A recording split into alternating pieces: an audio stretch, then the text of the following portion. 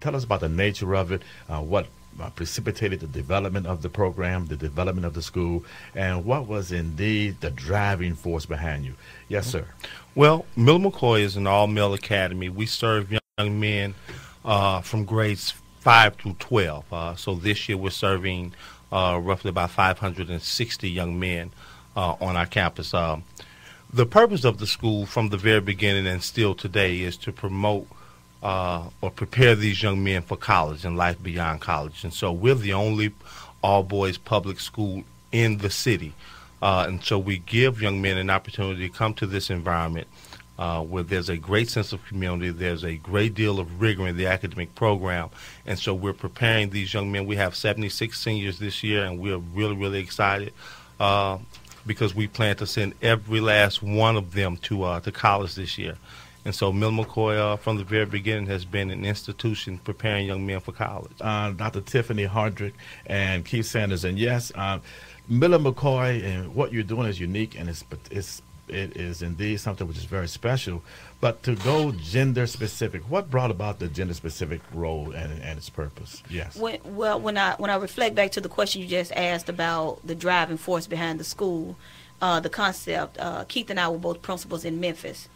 At middle schools there, at separate middle schools, and so we saw the need for something to be done as it relates to our urban males and for their academic performance. And to say the urban males, we're saying then that this population is very unique, very particular, very different. Absolutely. So we know that all across this country, unfortunately, that urban males, when you talk about in the city of New Orleans, you're talking about black males, given the population of public schools in the city. We have these young men have the highest statistics when it comes to the negative things. They lead in death and crime, but we have the lowest or the poorest statistics when it comes to things like academic achievement, etc. And so based on that experience in Memphis, which is no different, as a middle school principal there, I decided to implement gender-based classrooms. And so I would divide the boys on one side, the girls on one side, and then have a mixed gender classroom.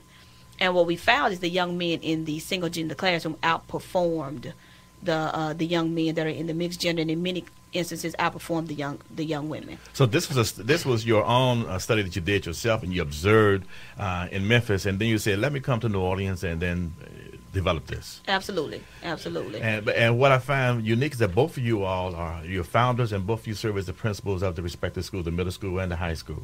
And how do you see the difference in terms of females? Because we know there are certain things which are male specific, but what about the female equation? Yes.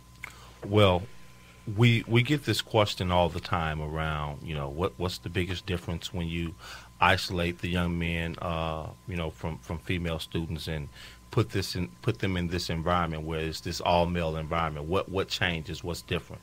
And so we would like to give a really sophisticated answer around, this is all about the teaching style.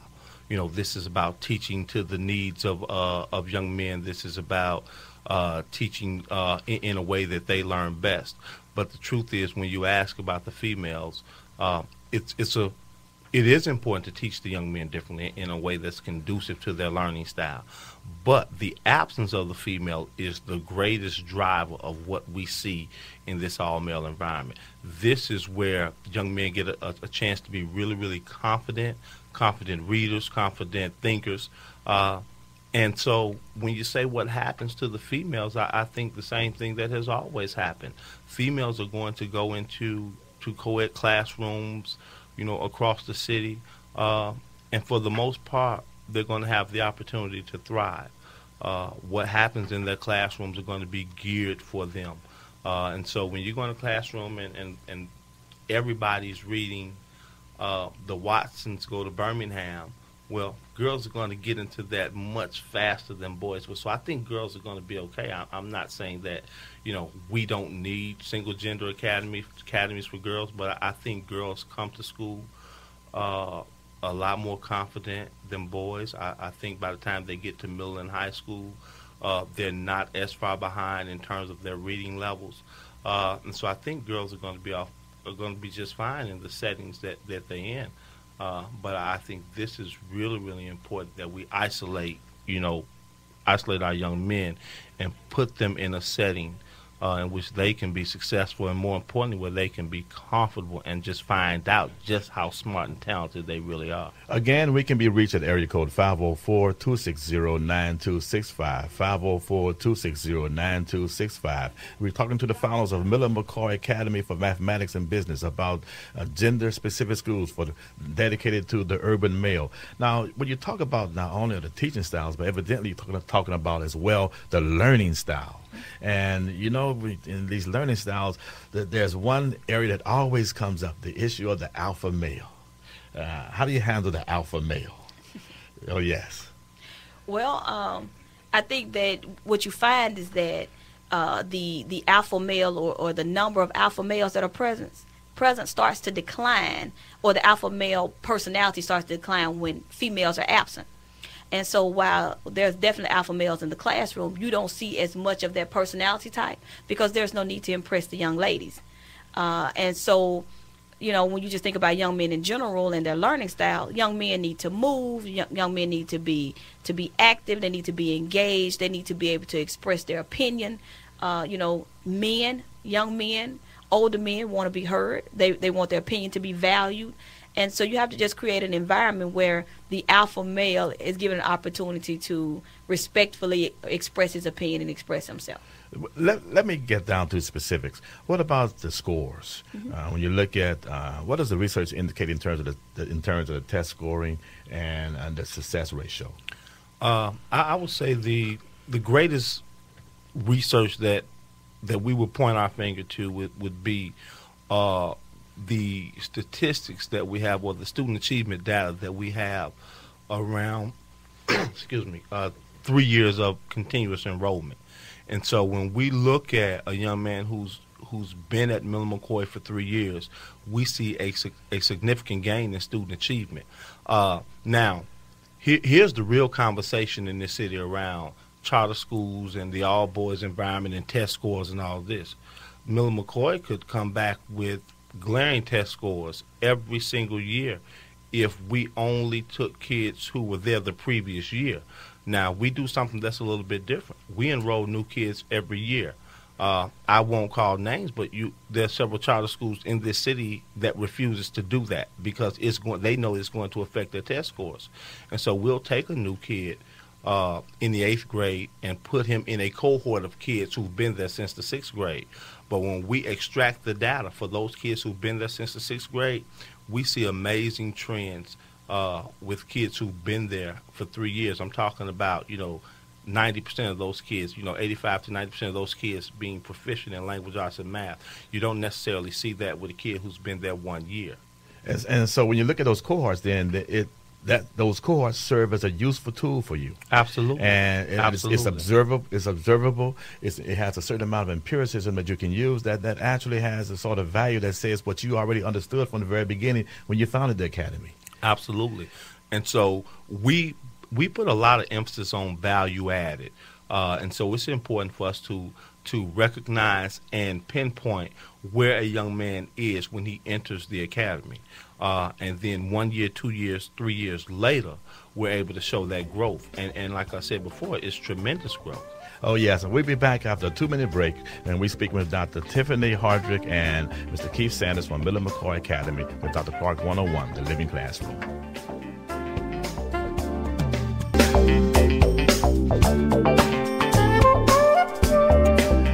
Hello and welcome back to Dr. Clark 101, the Living Classroom. And I'm speaking with the founders of Miller-McCoy Academy for Mathematics and Business. And if there's anyone who wants to join in with this discussion, you may reach us at area code 504-260-9265.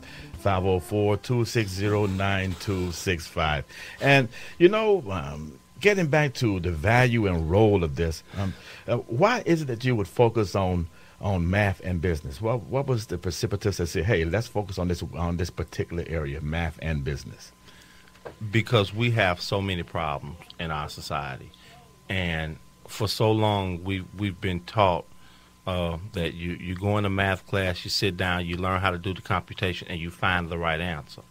Well, for us, it's about more than just finding the right answer. It's about the process that you take when you're looking for a solution. And so, there's always more than one way to solve a particular math problem. But we focus on mathematics because it's solutions based. And so our young men have to learn how to think critically. And Dr. Hardrick says this all the time.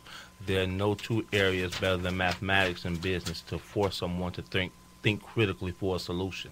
And if we can teach young men to do that, we think we can change some outcomes, some of the things that we're seeing today in our society.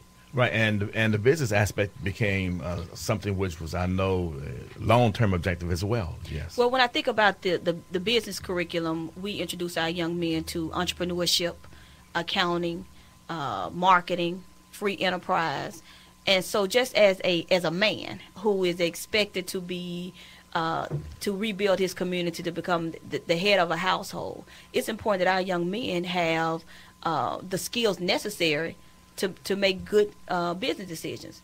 We also want our young men to understand that we are a college preparatory academy, and the expectation is that those young men are accepted to college. But if you find yourself in a situation where you graduate with a college degree and the economy is such you're struggling to find a job, how do you take what you've learned in college and your college degree and turn it into an opportunity? And how do you become an entrepreneur? And so it's important for us that our young men understand what it means to have a return on an investment. And so that's the work that we begin to teach young men as early as 9th grade. Well, profile the Miller-McCoy students for us. What's the general profile of your student? The Miller-McCoy student is a young man who's from inner city New Orleans.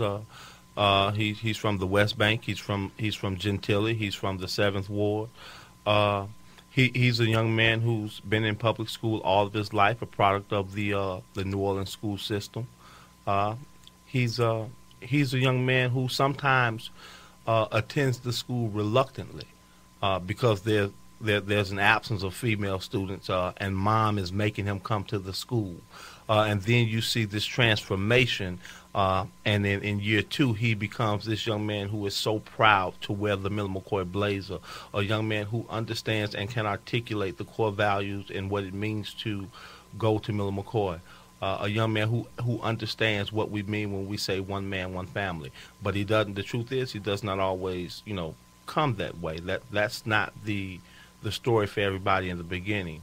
But he's a young man who's going to this school for many reasons. Some come because they want to play sports. Some come because mom says they have to go. Some people come because they think that this is my best option to go to college in New Orleans right now. And so I think that's what you see in the young men at Miller-McCoy. So it's cross-sectional.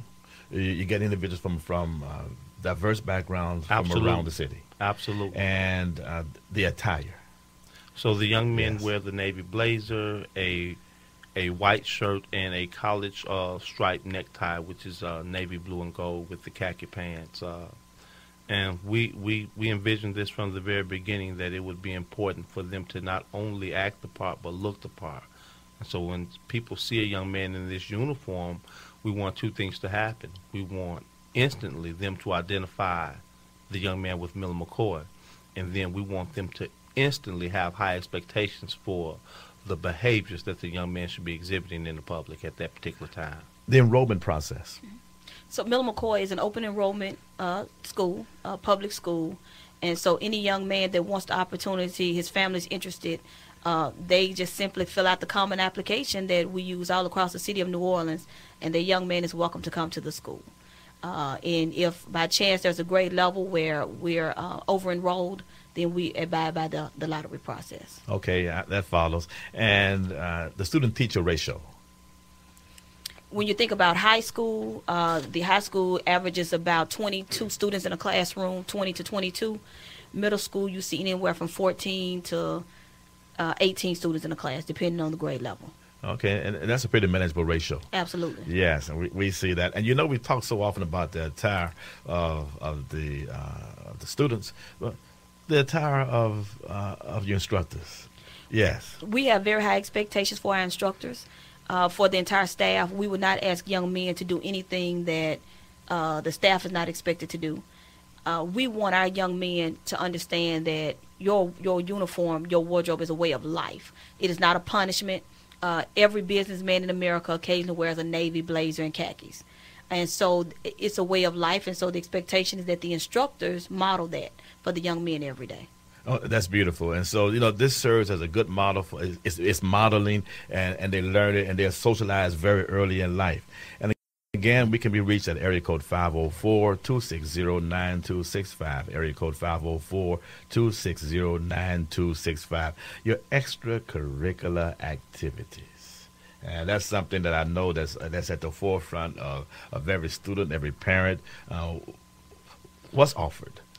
Well, yes, we offer a great experience in what we call the Marching Pride. And so we have a fabulous band under the direction of Mr. Lester Wilson. This is a band that started with, we roughly started with about 20 kids. He's grown that band in a very short time to almost 100 kids.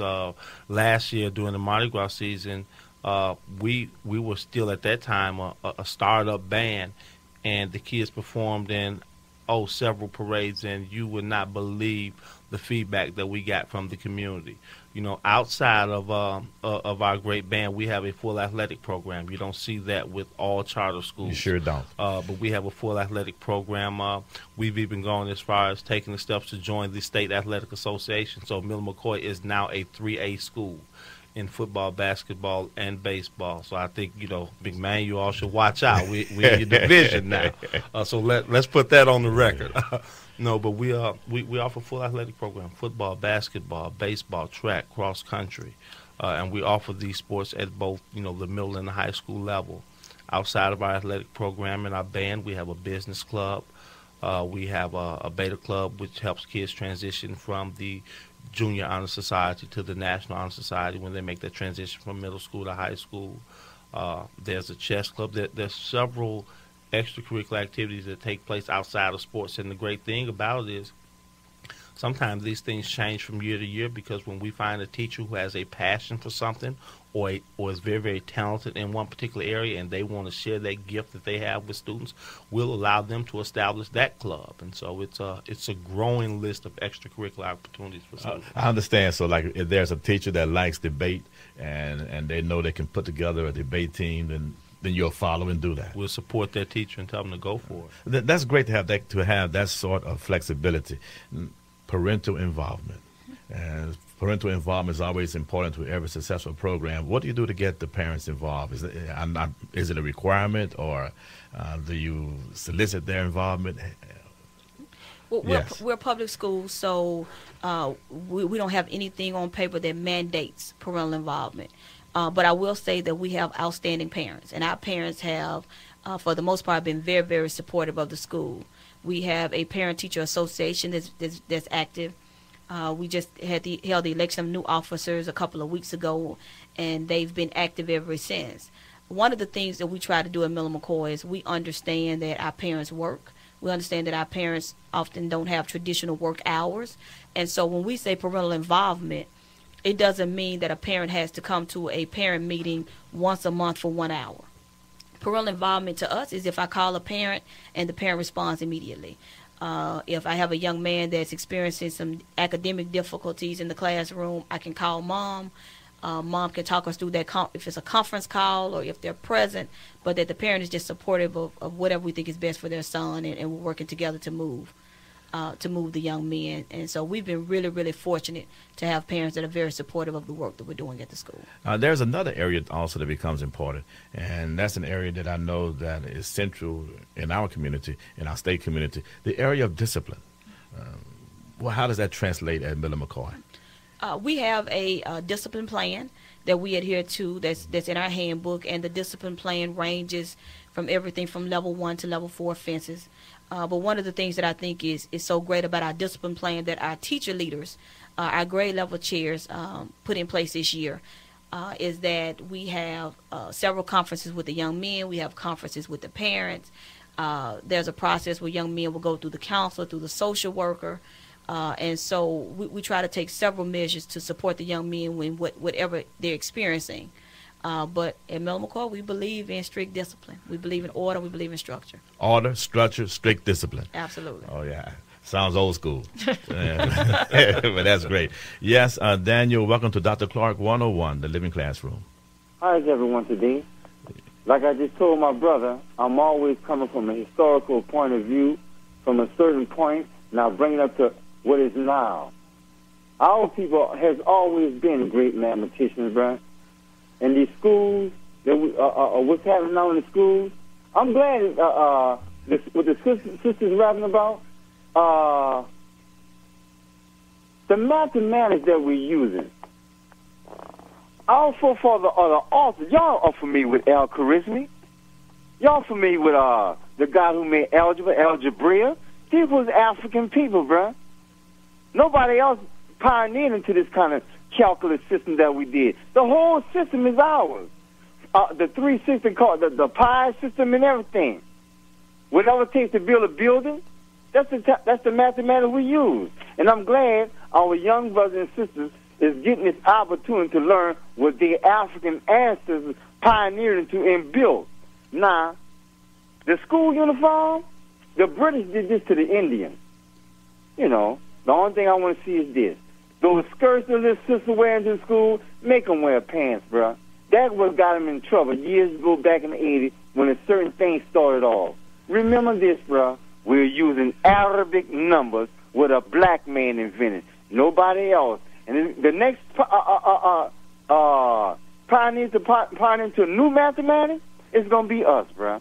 It's going to be a while from now. Thank you. I'm just going to sit back and listen to what y'all going to say.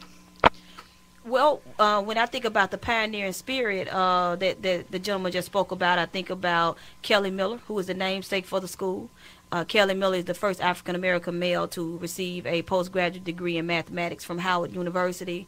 And so we really value, African-American males in this work. And thus, that's why the school is called Miller-McCoy Academy. Oh, yes, that's wonderful. Yes, and Daniel, we appreciate you. We appreciate the historical perspective, and we appreciate your call. And what happens is that this whole process, in terms of the attire, getting individuals to understand that they're going to be that they are part of a larger picture, is something which is needed in the community. There have been studies which have indicated that African American kids have been expelled, suspended disproportionately in the state of Louisiana. And when you go into these detention halls and go into these areas and into these units, that's all you see, and you wonder why. That they're the only ones that you see in that position. So therefore, it's almost as if that you're channeling young African American males very early in life into an area of discord. We're saying that, hey, you're on your way into the prison system, and it started in the education system. Yes. Well, it's important for us that we put the young men in position to look successful before they're successful. I mentioned before that perception is reality. And so I agree. I'm a career educator. I agree that we're expelling kids, we're suspending kids at these alarming rates. But I would tell you that 99% of my conversation with the young men that attend Miller-McCoy is not about what's happening with the system. It's not about what the so-called man is doing to them. It's about accountability for yourself. It's about what we're doing to ourselves. And so I require them to wear the uniform because it's been my experience in America that you are judged on your appearance. And so it's important that if you're going to be a professional man in America, that you understand what dress looks like in corporate America. Now, my father does not wear a suit every day. I respect him. I love him. I have all of the respect in the world for him. But his occupation does not require him to wear a suit. He owns his own business. But he taught me the importance of wearing a suit, of shining my shoes, of tying my tie and pulling my tie up and wearing a belt on my pants. And so I think it's important that we share this with them, because too often we go out and we sag our pants and we do all these things to create this perception of ourselves, and then we don't understand why people think the thoughts that they have about us. And so I think it's just as much as our responsibility to teach our young men that you first need to be accountable before you can hold anybody else accountable for what they think about you. Yes, and not to engage in that victimization. And we will be back in 2 minutes after this quick break with Dr. Clark 101, The Living Classroom. Hello and welcome back to Dr. Clark 101, The Living Classroom. And we're talking with Dr. Tiffany Hardrick and Mr. Keith Sanders with Miller-McCoy Academy for Mathematics and Business here in the city of New Orleans. And, you know, we were discussing the nature of attire and why dress and attire makes a difference in our community and makes a difference, period, in our society. And let's look at this again. Because that is so important, you know. And there's attire for everything that you do. I mean, if you're a barber, there's a certain barber attire that you expect. If you work as a teacher, there's a certain attire that you expect there. If you work in construction, there's a certain attire that you must have there to protect yourself. And why does attire make so much difference in the lives of these young men as you begin to teach them? Well, one, I think it's as simple as it takes some effort to get up in the morning and put on a suit and tie your tie and put your cufflinks on and do all of those things. So let's say that takes some effort, that takes some preparation. And so one of the things that you're saying instantly when you do this is, wherever I'm going, whatever I'm doing, it was important enough for me to take this effort to present myself in a positive light as I do it. And so you're showing respect to whatever it is that you're doing. You're telling everybody else that I'm doing this because it's important to me. The other thing is, no matter what it is you have to say, I don't care how smart you are, you need somebody to listen to you. And again, perception is reality, and people often judge you based on what they see. And I have all the faith in the world in the leadership of President Obama. I'm one of his biggest supporters. However, it would concern me if every time I saw him on TV, you know, and I'm a Saints fan. I love the Saints. But if I saw him and he had on a Saints jersey, every time I saw him on television and a pair of jeans, I don't know if I would be as confident in him. It doesn't mean that he's not as smart. Doesn't mean that he's not having the exact same thoughts that he's having in his suit. But it's important that he's representing us in a particular light. And that's one of the saying that I'm a professional man. I understand the importance of the job that I'm doing. I respect the job that I'm doing. And I'm going to look a certain way while I do it. Introduction to how attire makes differences in various particular protocols in different locations. And yes, we're going to go to Gloria. Welcome to Dr. Clark 101, the Living Classroom. Hi, good afternoon. How is everyone doing? Fine. How you doing, Gloria? Thank you, I'm doing fine. I was just calling to make a comment. I met some of the staff. I believe the founders at Gentile Terrace community event about 3 years ago, and I did get some information, and I was just thrilled to discover that we were going to have an all-male public school. But I was just speaking with a gentleman who answered the phone. I was telling him, you know, I'm a neighborhood president in here in Gentile, and I was working in the garden one day, and 3 young men walked by. And so what caught my attention, of course, you know, sometimes they wear their pants a little too low. And one young man in particular, I looked in his face, and I can see that it was just something different about him. Not better, but just something different about him. And I noticed that he had a Miller-McCoy shorts on. I believe they're maroon color, if I'm correct. And I wanted to tell him, you know, I know that school doesn't teach you to dress like that, so pull your pants up, you know, but it was really interesting because he just had such a uniqueness about him. He had such a confidence about him. And I just wanted to let you know that I am just so thrilled and blessed to know that there's a school such as Miller-McCoy is teaching our young men how to behave, how to carry themselves. And I tell you, one day I would love to visit that school and just to get to meet some of the students there, if that's a possibility. But I just wanted to encourage you and just let you know with full gratitude that the community, especially specifically Gentile and New Orleans East, really appreciate your presence in our community. Wow. Thank you. Thank you so much for the comments. Just recently we had a blazer ceremony at Dillard University, and we called our ceremony the It Takes a Village Blazer Ceremony. And that's when all of the new young men received their Miller-McCoy blazers for the first time. And so I want to again say thank you for your comments and your encouragement, but I also want to say to you and the entire city of New Orleans, as the co-founder of this school, as co-founders of the school, it's safe for me to speak for Dr. Hardrick as well, we expect the community to hold every student from Miller-McCoy Academy to a high expectation. And so if there's a next time and you see a young man walking past your house, I'm going to give you two suggestions. One, I want you to call the school and let us know, because we take that very seriously. But two, I want you to tell him, young man, you go to Miller-McCoy, and I know what the expectation is, because we want the entire community to have this expectation for Miller-McCoy Academy and what we should be producing in this city. So again, thank you so much, and I wish you could call me back and tell me his name. I'd bring him to your house and make him apologize this evening. I also want to add that you're more than welcome to come by the school. We would love for you to have an opportunity to visit the school and to see the young men with their daily routines working hard. Thank you again. And tell our listeners, too, where you're located and also your website. Okay. We are located in New Orleans East at 7301 Dwyer Road, what was once the Edward Livingston site. The website is www.millermccoy.org. Oh, yes, and that's a good location, and help bring it back to the East. Absolutely.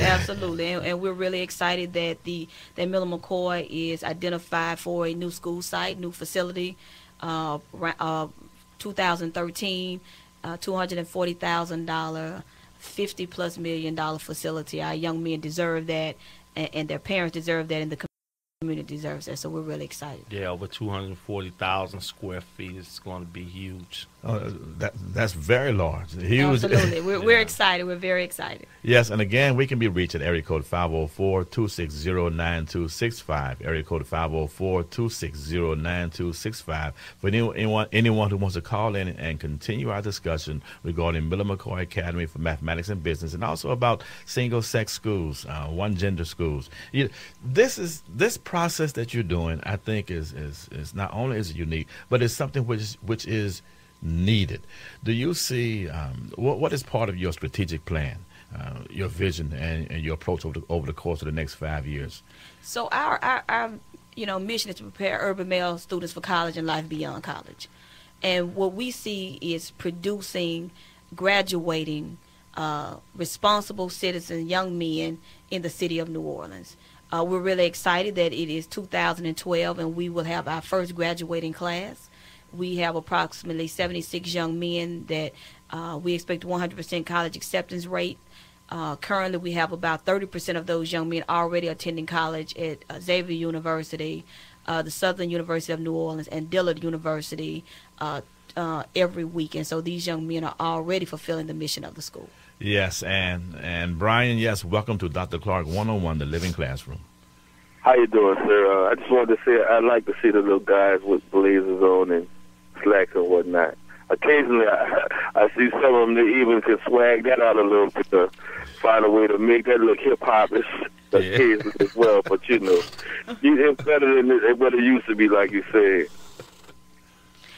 So one of the things that we want our young men to do is we want them to be critical thinkers. We want them to think for themselves, and so we appreciate them having their own swag, but we want them to have that swag within the framework, the expectation of the uniform. All right. Now you saying that, and I heard you mention corporate America, but corporate America is on a downward spiral. So teaching them to try to look good to try to get into corporate America isn't doing that. If you really think about it, we should try to be independent. We got Arabs in our community that make millions selling them all the clothes that you say you don't like, and gas and all kind of other stuff, T-shirts, food, everything. That's right, and I agree that people come into our communities and and have this entrepreneurial spirit, and that's what we're teaching every day. That's what we should be teaching our kids, because trying to get into corporate America, the job is on there, and white folks won't give up what they have. And so the college student and nobody else. I agree with you when you say that, you know, entrepreneurship is an avenue to success. We see it all the time in our communities, and so we have an entire curriculum that's geared toward teaching these young men how to be independent, critical thinkers, and have these skills to be successful entrepreneurs. But at the same time, you know, we just have to deal with what's real. These kids are urban males in New Orleans. They look like you. They look like me. And when we dress a certain way, we're perceived a certain way. And sometimes we have to do what we have to do to get through the door, to go to college and get that degree and get that MBA so that we can go and start our own business like my father did. It was imaginary, but now it's like non-existent. Really. You know, I think we could talk about it all day, but I want to leave you with this. It's looking like it's non-existent, but that's in our neighborhood. It looks that way. Now you travel to some other neighborhoods, and corporate America looks like it's up and going, and it's thriving. And so it is for us. We have to learn how to be a part of it. Not a celebratory type of mentality. We can make corporate America be it out in our neighborhood. Everybody buys into what we create and make money off it, but us. Okay, and Brian, we appreciate your calling, and we need to get one more call in before we go to the next break. Thank you. And yes, Noah, yes, welcome to Dr. Clark 101, the Living Classroom. Yes, good afternoon, everyone. I'm Noah, and I'm one of the members of 100 Black Men of Metro New Orleans. Dr. Hardrick, Mr. Sanders, we expect to have some of our guys over at your place on this coming Friday from 12:30 to 1:30. That's still a go for us. Absolutely. We're looking forward to it. All right. And as you know, what we try to do is to make sure we give a positive image to these young men, to make sure that they see that there's an option beyond just throwing a ball through a hoop or running the football in terms of being successful. And I was listening to one of your callers speak about the young man who had his pants hanging down and he had on a Miller-McCoy's jacket. Well, about a week ago, I saw one of your guys waiting for the bus. He could have been more than 15 years old, and he was smoking a cigarette. And I said, gee whiz, we got to talk to them about health and wellness and the things that they really need to give themselves a chance of success in society. So we're going to show up. I know that there have been miscues and missteps in the past when organizations go to the different schools, but trust us, we're going to be there this coming Friday and every Friday until the end of the school year. Well, I want to say thank you to Noah and to 100 Black Men. One of the things that we've been really working to do is to have these great partnerships in the community, because it absolutely does take a village. Yes, and we're going to go take a quick break, and we'll be back in 2 minutes to Dr. Clark 101, the Living Classroom. Hello and welcome back to Dr. Clark 101, the Living Classroom. And, you know, this is our final segment of the program. But, you know, what we, in our discussions to date so far, what comes to mind is that it really does take a village, as the expression says. And so once you put that uniform on, individuals are watching you. But they're also watching you with good intentions and helping you. And so they're learning now that they're somewhere special, doing something special, wearing something special, and a part of something special. And this is I think that's a beautiful story to be told there. Absolutely. So, you know, the blazer at Miller-McCoy is about a rite of passage. Oh, yes. And so that's why we have the blazer ceremony, because these young men have demonstrated that there's something special about them, and they have earned the Miller-McCoy blazer and become a Miller-McCoy man. But that's just the beginning of the work. And so the young men, as Keith spoke about earlier, there's a transformation process that has to happen. And so the uniform is absolutely important, but the uniform is just the tip of the iceberg. It's just the beginning of the transformation that the young men experience, the confidence that we want them to have, the their desire to achieve and to be great young men. And so, you know, occasionally you may see a Miller-McCoy young man that's doing something that's not aligned to the vision, the mission of the school. And so we ask that the community encourage those young men to do what's right, because it does take a village. That's part of the village and part of the process. And that transformation is evolutionary. It doesn't take place in 1 month or 1 year. And that's why you call it middle school. high school, and that's the beauty of the system. Yeah, and I always say, Miller-McCoy is so much like church. We don't have this rigorous selection process where you have to fill out 20 papers and take a test to get in. If we have space, you come in and we take you. Now, when you get there, we provide you with a positive message. But I may be the only person like this in New Orleans. I don't put this on anybody else but just Keith Sanders. I know sometimes I leave church and I do some things that might be inconsistent with the message that I just heard, But it doesn't mean that I'm not growing. It doesn't mean that I haven't learned something along the way. And so, when you're taking people as they come, you have to deal with them, where they are and grow with them. And so people are not, it's not this magic box where people come in and walk in the front door, one way and walk out the back door another way. It's a place where we talk about life lessons. It's a place where we deal with the issues, whatever they are. But I think at the end of the day, and we talk about this taking some time, when kids have been with us for some time, we start to see the transformation. But we're not magicians. We're very, very concerned educators. And so, there are going to be times where you're going to see, young men who are students at Miller-McCoy, and they might not be representing us in the best light. But there are also going to be those times where you're going to see a young man from Miller-McCoy, and you wouldn't be prouder to be, a New Orleanian at that time because he's going to represent himself, Miller-McCoy, and the whole city of New Orleans very well. And so, we want people to understand that when you ask, what's the profile of a Miller-McCoy man? It's all of those things, But what we're more in I would say, impressed with or concerned about is what does the final product look like of a Miller-McCoy man? What does the Miller-McCoy graduate look like? Because it takes some time. And so the freshman might not look like the graduate, but it's a work in progress. I just want to be ready when God comes. I got to do everything right today, but I don't know when he's coming. And so I'm always working on it. That's what we tell kids at Miller-McCoy. This is a work in progress. Do your best at all times. Try to uphold these core values. We don't throw every young man away every time he does something.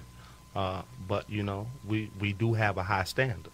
Yes, and both of you have experienced different urban environments. You've been in other urban environments around the country. How does New Orleans differ, and the New Orleans urban youth differ from other urban youth around the country, or if there is a difference whatsoever? Well, I'm careful when I say this. The kids in New Orleans obviously have experienced a lot, and they've experienced some tragedies that other kids, so speaking, other places have not. And so I think the impact of Hurricane Katrina really set a lot of our kids back academically. The research says when a kid moves from one school to another, that there's going to be a drop-off in academic achievement, specifically in language arts and mathematics. And so we have kids that, over a 2-year period went to 2, 3, 4 schools, some of them no schools. And so obviously you're going to see some difference in kids who have been through that and kids who've had a great deal of stability over that time period. And so I think the biggest fall off that we saw with kids from New Orleans is that they were behind academically. Their reading levels were extremely low. Their ability to do what we would consider basic grade level computation and mathematics at any particular grade level, well, it was lower, and we were thinking maybe 1 year, 2 years. Well, when we got here, we realized it was more 3, 4, 5 years behind. Now, I will say that the other thing that's different about kids here in New Orleans, because they've been through so much, these kids are resilient. These kids have a fight unlike anything I've seen anywhere else. And so the kids that buy into the program, the parents that buy into the program, I mean, what they are able to accomplish, given all that they've been through, is amazing. And so I think it's a bittersweet thing. They've been through so much. They've had so many setbacks. But through the grace of God, the support of, Miller-McCoy, the support of this community as a whole, the way we rallied around our school system and tried to work together. Although we might not agree on everything, but it's a work in progress, and every day we're trying to improve it. I think the kids in New Orleans deserve a lot of credit. I think they get a lot of flack for, behavior and, all of these stereotypes that we get as a city. But I think if you really examine the entire project, if you really examine the entire process of what has happened, I would say the kids in New Orleans are different, more so because they're resilient. The deficits that they have them. Some of them, it's not all their fault. But I still have 560 kids getting up every day, coming to school, even though school is hard, because many of them are behind. Even though the classes are rigorous and can be frustrating sometimes, they're still coming every day. And so that says a lot about young men in New Orleans. They want something different. They want to go to college. Every young man in New Orleans is not murdering. Every young man in New Orleans is not selling dope. Every young man in New Orleans is not doing drugs. There's some kids and not just at Miller-McCoy, all over this city. We have kids. Not just the majority. Yeah, Yes. and we have kids who are trying to have a better life. We're trying to do something different, and so I say that the kid in New Orleans, Louisiana, who's making it, who's doing it right now, who's on the honor roll, is a resilient, tough, well-rounded kid who's going to be all right anywhere in this country, no matter where he or she goes when they leave, or if they decide not to leave and come back and be a part of this great city. So I think that's the route that we have to start giving our own kids, because we know what they've been through. Now, you know what I see? I see not only your enrollment even growing even more so, but I also see individuals wanting to be a part of your faculty. What's your criteria? So to be a teacher at Miller-McCoy Academy, there's the things that are mandated by the state around certification requirements, whatever your degrees in the content area that you teach. But I think the most important piece at Miller-McCoy is that you need to be passionate about urban males. You need to have an efficacy, a belief that young men can be successful, that they're smart. If a teacher does not have that belief, then they'll struggle. But more than anything, you have to be resilient. A teacher at Miller-McCoy must, they come in, we face the daily challenges of educating 570 teenage boys, which is no easy task. And so those teachers have to be able to go home, reflect on the day, and be resilient enough to come back tomorrow. Do you see replication of this anywhere else in the country? Do you see yourself expanding your program, expanding your model? Yeah, I mean, we talk about replication all the time, and so our passion is to educate boys of color. Our passion is to have some kind of impact. I hear people say all the time, close the achievement gap.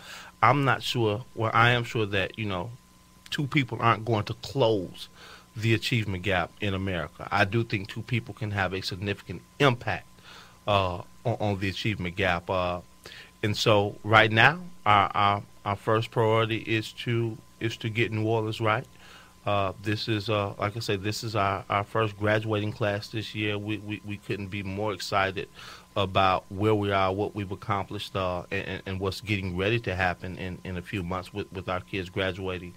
But at the end of the day, kids all over this country need help. And so when we think about our model, what we have to offer, and the success of the model, we think that this should be open to boys of color across the country. We've just not we've not flushed that all the way out. And right now our commitment is to New Orleans and the work that we're doing here. So, if any other city is interested in Miller-McCoy, then I think that's a conversation that's worth having. But right now, it's about these young men in this city and getting them to college. Yes, and Dr. Hardrick, I'll let you make the final remarks to our listening audience regarding the Miller-McCoy Academy for Mathematics and Business. I want to say thank you to the community for all of their support, for the support of our young men, and for the work that they're doing every day. These are young men that we believe can change the face of urban males in this city, in this country.